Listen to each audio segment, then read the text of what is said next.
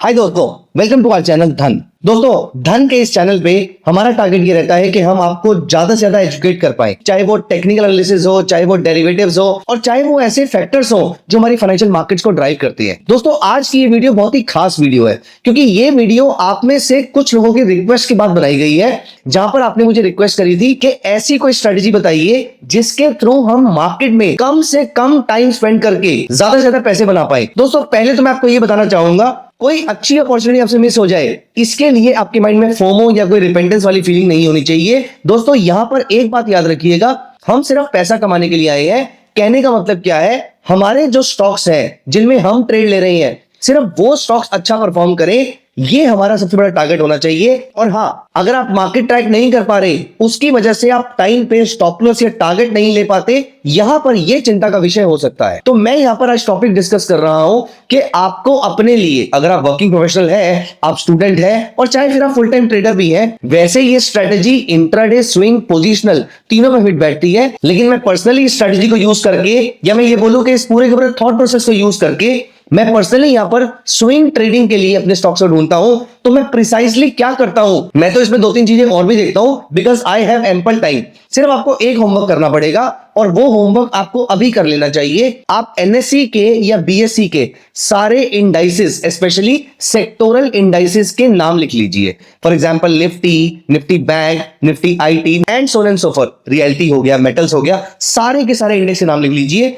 इसके अंदर Nifty mid cap और निफ्टी स्मॉल कैप को भी रख लीजिएगा। ऑल्दो मैंने सेक्टोरल बोला, लेकिन बेंचमार्क में आप इनको भी रख लीजिएगा। ऑफ कोर्स इसमें निफ्टी तो रहेगी ही हमारी। तो निफ्टी हो गया, निफ्टी के सारे सेक्टोरल हो गए, और इसके अंदर निफ्टी मिड कैप और निफ्टी स्मॉल कैप हो गया। तो ये सारे के सारे इंडेक्स के नाम एक जगह पे लिख के रख लीजिए। सिर्फ नाम ही नहीं लिखना है, ऑफ कोर्स इसकी तो आप मेरी तरह धन के टीवी कंसोल पे आप अपनी वॉच लिस्ट बना लीजिए। जैसे कि मैं आपको अपनी वॉच लिस्ट यहां पर दिखाता हूं, तो यहां पर मैं आपको लेकर चल रहा हूं धन के टीवी कंसोल पे।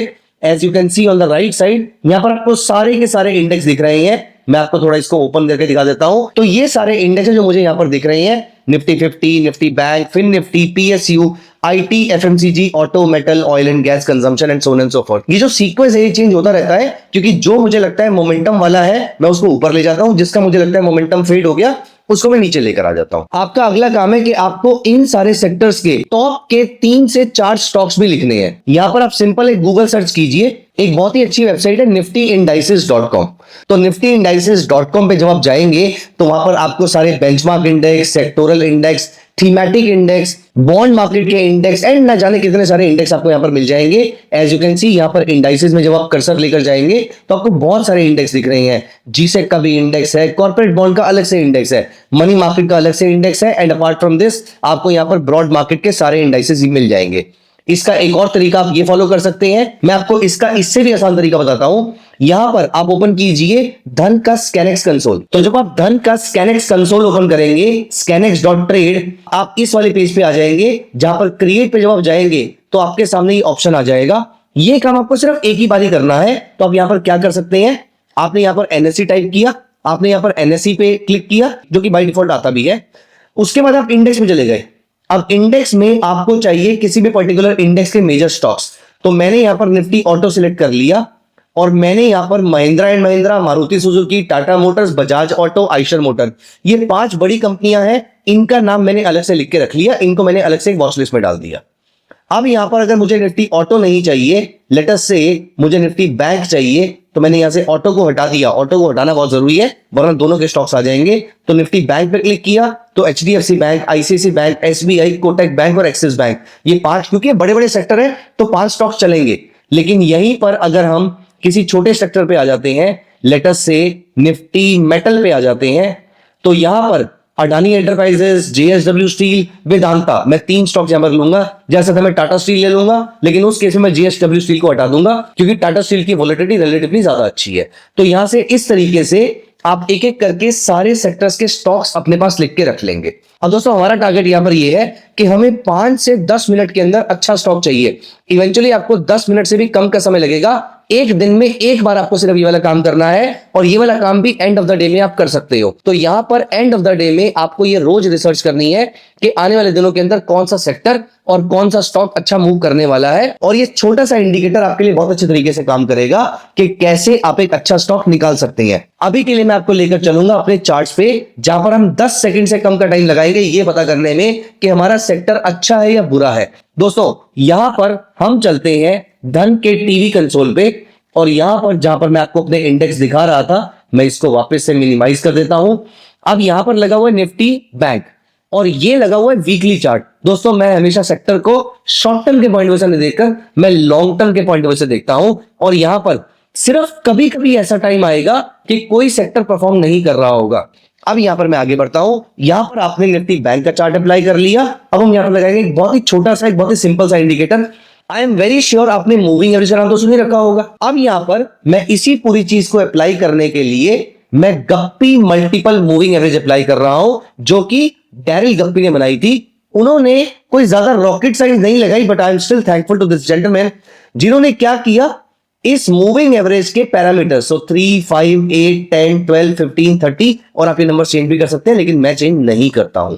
यहां पर इन्होंने ये सारी मूविंग एवरेजेस 3 से लेकर 60 तक सारी मूविंग एवरेजेस प्रोपोर्शन में डाल दी है, जिसमें से 15 तक की जो ईएमए है वो आपको एक्वा कलर में दिख रही है, और 30 से ऊपर वाली जो ईएमए है वो आपको रेड कलर में दिख रही है। जब तक आपका एक्वा कलर की मूविंग एवरेजेस रेड कलर के ऊपर है और स्ट्रांगली ऊपर है और आपस में इंटरमिंगल नहीं हो रखी है, इस टाइम पे ये इंडेक्स अप ट्रेंड में है। और इसी के स्टॉक हम ढूंढने वाले हैं। कैसे, मैं आपको एग्जांपल दिखाता हूं। यहां पर आप नोटिस कीजिए, देखो सबसे पहले तो आपको यह पता करना है कि कौन सा इंडेक्स अप ट्रेंड में है और कौन सा साइडवेज है। मैं आपको एग्जांपल के थ्रू दिखाता हूं। हम यहां पर निफ्टी से स्टार्ट करते हैं। निफ्टी अगर आप देखिए तो यहां पर इंटरमिंगलिंग चल रही है, इसका मतलब निफ्टी बहुत स्ट्रांग तो नहीं है।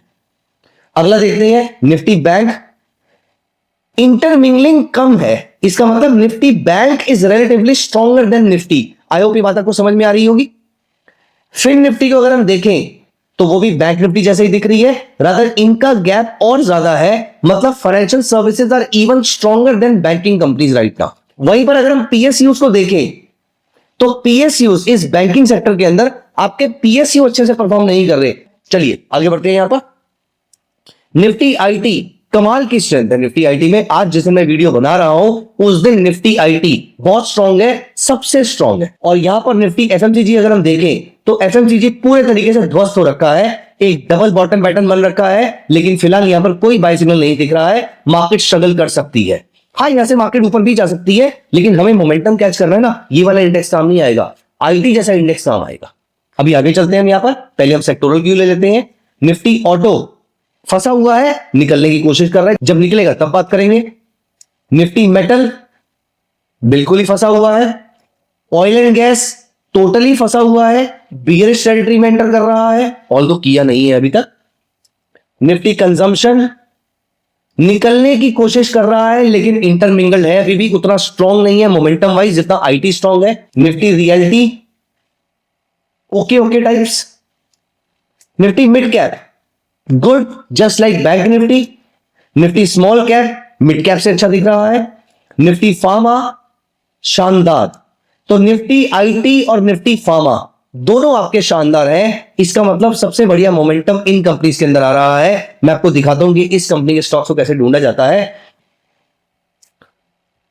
आप यह नोटिस कीजिए कि यहां पे ये डिप लेकर ऊपर जाना शुरू कर रहा था। 16 दिसंबर से इसने यहां से ऊपर जाना शुरू किया है। हम यहां पर अगर आईटी के कुछ स्टॉक्स देखें, सन फार्मा देख लीजिए, डॉक्टर रेड्डी देख लीजिए, लुपिन देख लीजिए। फॉर एग्जांपल लुपिन देख लेते हैं। लुपिन का शेयर आज भी अप्रोक्सीमेटली 7.5% ऊपर था, पिछले हफ्ते में तकरीबन 3.5% ऊपर था। तो Lupin is doing good. But anyways हम यहां पर फाइंड आउट कर रहे हैं कि अच्छे स्टॉक्स कौन से हैं। अब दोस्तों यहां पर हमें क्या करना है, हमें फाइंड आउट करने हैं ऐसे सेक्टर्स जो यहां से जब ये निकलने शुरू होंगे, लेकिन हम हिस्टोरिकल डेटा देखकर इस चीज को चेक कर सकते हैं कि एग्जैक्ट लेवल उसका कौन सा था बाय करने वाला। मैं आपको अपनी स्ट्रेटेजी बताता हूं यहां पर मैं कैसे काम करता हूं। अब यहां पर FMCG as we can see फंसा हुआ है, मतलब हमें यहां पे ट्रेड का इंतजार है। ट्रेड लेंगे कब, मैं आपको बताता हूं। यहां पर नोटिस कीजिए, पिछली बार जब ये ऐसे इंटरमिंगल हुआ था, जब ये ऐसे फंसा था, तो यहां पर हमें क्या चाहिए, हमें चाहिए ऐसा एरिया जब इंटरमिंगलिंग होने के बाद गप्पी की aqua colour moving average red वाली को पूरे तरीके से छोड़ देगी, पूरे तरीके से अलग हो जाएगी उससे। इसका मतलब एक्वा वाली जो मूविंग एवरेजेस हैं वो ऊपर जाना शुरू कर चुकी हैं। तो मैं यहां पर नोटिस कीजिए, इस एरिया में या इस एरिया में आप यहां पर देखिए, इस वाले हाई के बाद तो आप आराम से बोल सकते हैं, या इस वाली कैंडल के बाद आप आराम से बोल सकते हैं। As you can see here, इन्होंने मूविंग एवरेज को छोड़ दिया है, जो कि यहां पर इंटरमिंगल थी। छोड़ तो पिछली कैंडल में ही दिया था, लेकिन मैंने एक कैंडल का और ग्रेस यहां पर ले लिया। यहां पर आपको समझ में आ गया कि वीकली चार्ट में एफएमसीजी इंडेक्स स्ट्रॉन्ग होना शुरू हो चुका है। अब यहां पर कोई गारंटी नहीं कि वो होगा या नहीं होगा, लेकिन स्टिल हम ये मानकर चलेंगे कि वो यहां से होगा, और हम सिर्फ इसको बेस बना रहे हैं, हम इसके बेसिस पे ट्रेड नहीं ले रहे। ट्रेड लेने के लिए एक और पैरेलल सेटअप हमारे सामने है। तो यहां पर हमें समझ में आ गया कि एफएमसीजी 6 मई 2024 को स्ट्रॉन्ग होना शुरू हो चुका है। दोस्तों, एफएमसीजी के बड़े स्टॉक्स कौन से हैं अब हम चेक कर लेते हैं। यहां पर आते हैं और यहां पर हम देखते हैं निफ्टी एफएमसीजी के सबसे बड़े स्टॉक्स कौन से हैं। आईटीसी जो कि साइडवेज स्टॉक है, एचयूएल, वरुण बेवरेजेस, नेस्ले। तो यहां पर मैंने उठाया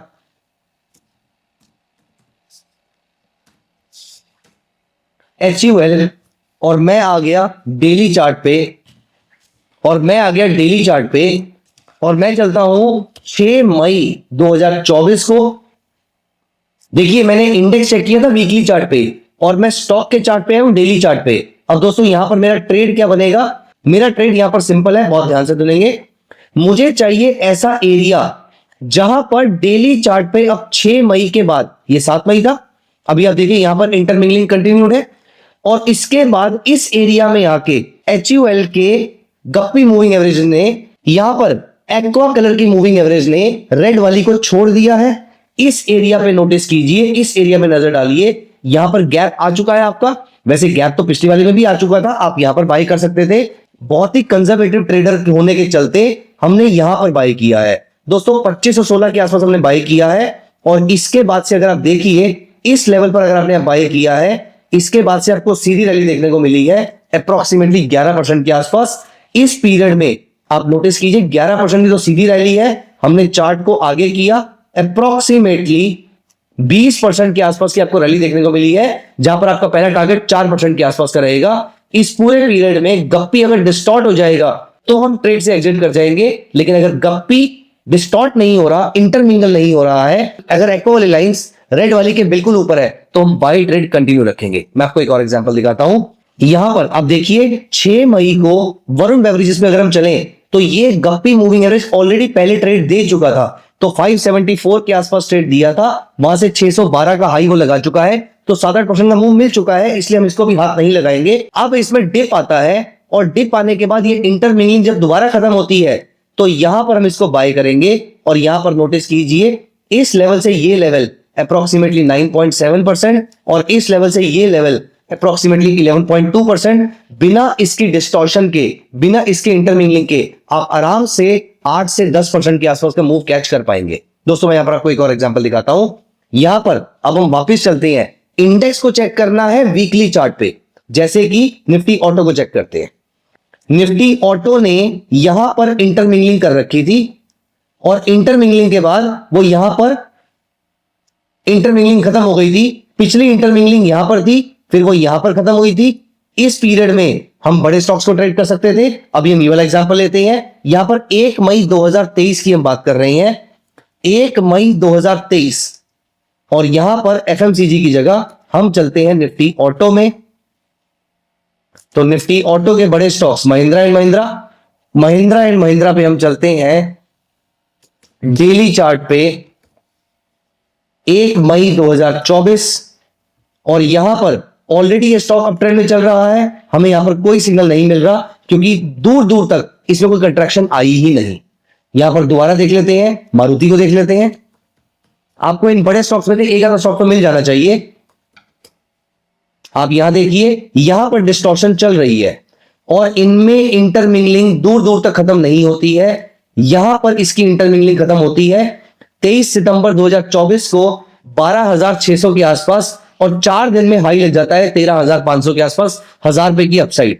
यहां पर भी जो इंटरमिंगलिंग खत्म हुई थी आपकी, यहां पर भी आपने नोटिस किया, यहां पर इंटरमिंगलिंग खत्म हुई 12,800 से लेकर अराउंड 13,680 के आसपास तक का आपको दोनों जगह पे 8 से 10% के आसपास का मूव अगले 2 से 3 दिन में देखने को मिला था। दोस्तों ये वाला काम हम डेली चार्ट पे करते हैं, तो मैं आपके लिए पूरी की पूरी स्ट्रेटेजी रिपीट कर देता हूं सो दैट आप इसको आराम से समझ पाए। मैंने आपको क्या बताया, सबसे पहले आपको 10 सेकंड के अंदर ट्रेड ढूंढने का तरीका क्या है, सारे इंडाइसेस की लिस्ट बना के रख लीजिए, सारे इंडाइसेस को वॉच लिस्ट में डाल दीजिए और इन पे वीकली चार्ट अप्लाई कर दीजिए और इन पे अप्लाई कर दीजिए इंडिकेटर जीएमएमए या फिर डैरेल गप्पी का मल्टीपल मूविंग एवरेज। जब तक किसी भी सेक्टर में इनकी मूविंग एवरेजेस इंटरमिंगल्ड है उस केस में आपको कुछ नहीं करना है, तब तक आपको वेट करना है। लेकिन जैसे ही इंटरमिंगलिंग खत्म होती है और आपकी जो पहली कैंडल पूरी फ्लैट इंटरमिंगलिंग से दूर बनती है, यहां पर आपने मार्क कर दिया कि भैया यहां से अब स्टॉक्स में अपट्रेंड शुरू हो सकता है, इस सेक्टर के हैवीवेट्स में एक अपट्रेंड शुरू हो सकता है। और यहां पर अब आप आ जाओगे इस सेक्टर के हैवीवेट्स पे। हैवीवेट्स कहां से मिलेंगे, वो आपको स्कैनेक्स से मिल जाएंगे जो मैंने आपको बताया था। वहां से आपने मेजर स्टॉक्स उठाए, अब इनके डेली चार्ट पे आए और डेली चार्ट पे जिस में गप्पी सेपरेट होता जा रहा है इन स्टॉक्स को आप बाय करते रहेंगे। अब आपको दिन में मार्केट को सिर्फ एक ही बार देखने की जरूरत है। तो आज एंड ऑफ द डे में जब आपको पता लग गया, फॉर एग्जांपल लुपिन यहां पर बाय सिग्नल दे रहा है क्योंकि इनका गप्पी इंटरमिंगलिंग से दूर हो गया है, एक क्लियर बाय दे रहा है, आप सिंपल धन के प्लेटफॉर्म पे जाकर फॉरएवर ऑर्डर प्लेस कर दीजिए, ये ट्रेड ऑटोमेटिकली एग्जीक्यूट हो जाएगा। अब 4% प्रॉफिट जब आपको दिख रहा होगा तो वहां पे अप्रोक्सीमेटली 2/3 पोजीशन खाली कर दीजिएगा और बाकी प्रॉफिट को आप 6-7-8% के आसपास बुक कर सकते हैं। ये काम आप तब तक करेंगे जब तक कि गप्पी मूविंग एवरेज इंटरमिंगल ना हो जाए। जैसे ही इंटरमिंगल हो जाएगी, हमारी पोजीशन में प्रॉफिट हो या लॉस हो, हम मार्केट से एग्जिट कर जाएंगे। लेकिन इंटरेस्टिंग बात यह है, मूविंग एवरेजेस के इंडिकेटर ज्यादा बड़े लॉसेस नहीं देते, उसके लॉसेस छोटे होते हैं और प्रॉफिट्स बहुत बड़े होते हैं। तो दोस्तों ये पूरी स्ट्रेटेजी को आप एक बार कमेंट्स में जरूर मेंशन कीजिएगा। आई होप आपको ये पूरा सब कुछ समझ में आया होगा। Thank you so much guys, bye bye. Investments in the securities market are subject to market risk. Read all the related documents carefully before investing.